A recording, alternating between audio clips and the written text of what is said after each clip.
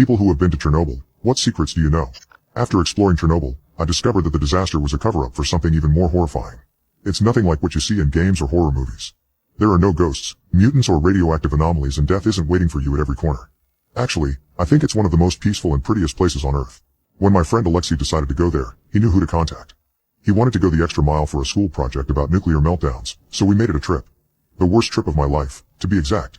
We were driving on some dirt roads in a forest east of Pripyat when we found it. An old, rusty fence and a chain gate that blocked any further passage.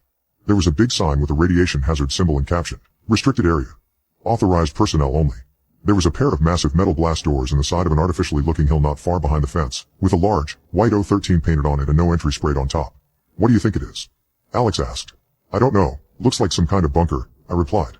The both halves were welded shut in the center. Alex took his samples and readings, but we were too puzzled to leave just yet. We circled the main entrance to try to find other means of entry. The day was already coming to an end and it was slowly getting darker. As we were searching, a thought crossed my mind. Why would they weld the doors? What's so important inside that they went this far to keep people away? "Look, there's something there." Alex pulled me away from my thoughts. It was a concrete block a couple of meters large with what looked like vents on the sides. As I looked into the vents, I noticed that they were also sealed with heavy-looking steel hatches and no clear way to open them. However, there was also a somewhat smaller door labeled service tunnel with a large wheel on the outside. At first, the wheel wouldn't turn because of all the rust and dirt, but eventually it budged. The door unlocked. I pulled and it slowly started opening. Behind the door, there was a small platform and a tight vertical tunnel with a ladder. What caught my attention was that there was an identical locking mechanism on the inside. That meant that they could lock the door from both sides. But why?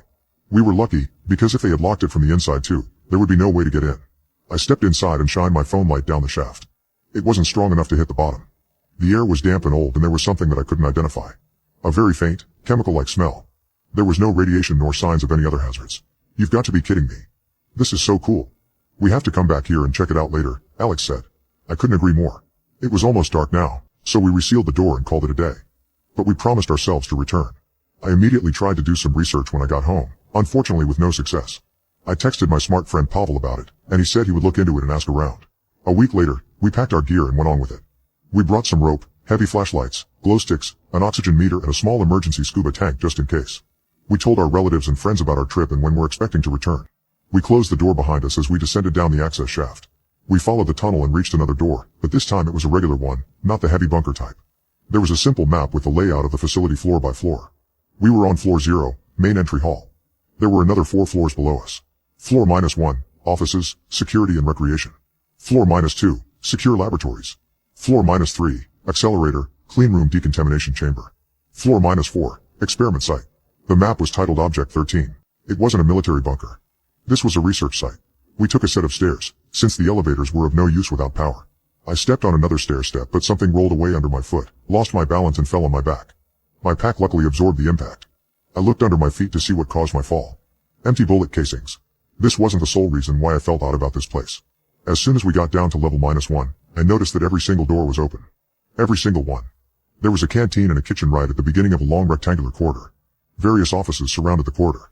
"Dmitri," Alex called from the canteen on the opposite side of the corridor. "What?" was all I could say when I followed him to the canteen. There was food still neatly served on the tables. But it wasn't spoiled. It wasn't fresh either, but it wasn't decaying, as a 30-year-old meal should. "How is this possible?" I asked. "I don't know, maybe it was irradiated or something. But it's not anymore, I checked that." "I really don't know, man," he answered, as puzzled as I was. Looking back, this was the perfect time to turn back and leave. There were so many red flags already. Something really wrong happened down there. But I guess we were too excited and curious. We continued and descended down to level -2. The stairwell ended here, and to go deeper, we would have to cross the entire floor to reach another one on the opposite side. There was a security checkpoint and a large blast door that we had to pass through to reach the labs. Again, every door was wide open. However, the things that people left here weren't neatly placed where they should have been. It was a mess everywhere. There were all kinds of rooms with all kinds of equipment that I didn't understand. Occasionally, there were more empty bullet casings on the ground.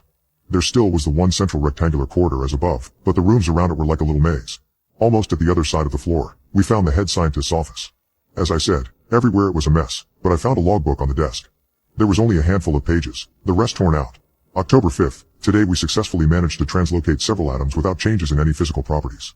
It's going to be a long road until we can transport solid objects, but we're doing some good work here. February 21st, after the animal trials, we translocated our first human today. He is alive and healthy, a brave hero of our nation. We have proven that this technology works now.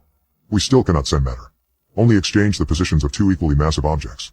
I have proposed a new type of device that could possibly achieve one-way translocation of just a single object, but it would need an immense amount of energy. May 1st, our superiors accepted my proposal. We've now translocated dozens of test subjects. Each one is alive and well, but sometimes they are a little bit, well, different. They sometimes claim that various events in the past happened differently than they really did. Sometimes they claim to know people who don't exist, or more alarming, they know people who they are not supposed to know.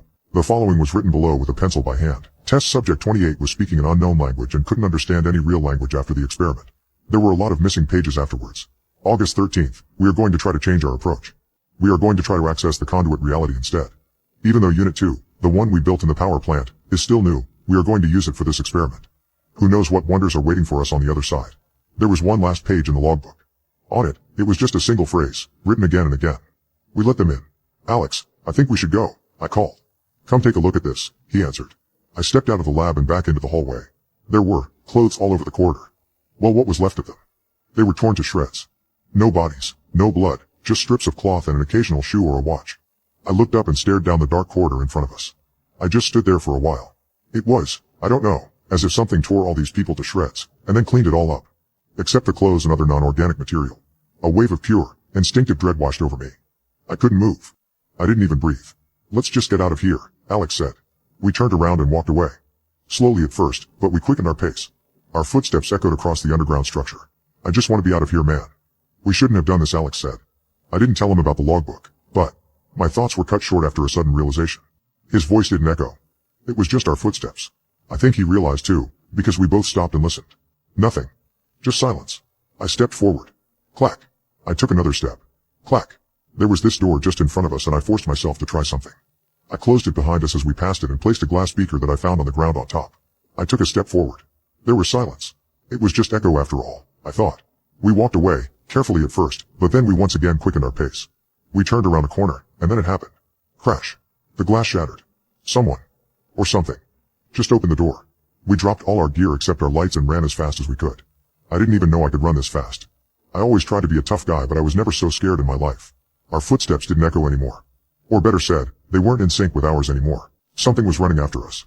Each second it was getting closer. And closer. As soon as we reached the security checkpoint, we started closing the door. The rusty joint of the door squealed in protest, but we pulled with all our strength. We almost had it closed, when we heard a loud, guttural and unnatural growl. The door slammed shut and I threw the wheel to the locked position. My heart was pounding so hard that it was all I heard for a while. But soon I realized that it wasn't my heart. It was that thing, pounding on the locked blast door.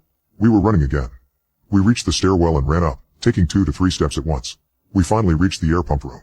The ascent really exhausted us, and even though I was scared, I felt like I would pass out if I took another step forward. Besides, we locked it down there.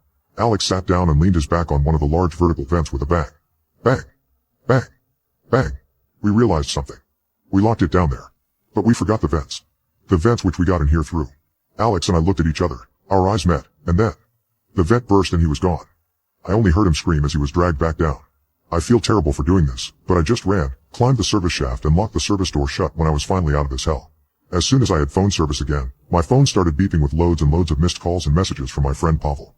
Hey Dimitri, I found this guy. He says he knows what O13 is. Please pick up as soon as you can. He says it's dangerous and you should stay out of it. Another text. This guy is calling me now. He sounds serious. Please call me back ASAP. There was also one message from an unknown number. Dimitri, this is Anatoly Moroz. I know what you found and I'm on my way from Kiev now. Do not go down there. If you already did and you managed to get out, lock the door that you used to get in and make sure it stays locked.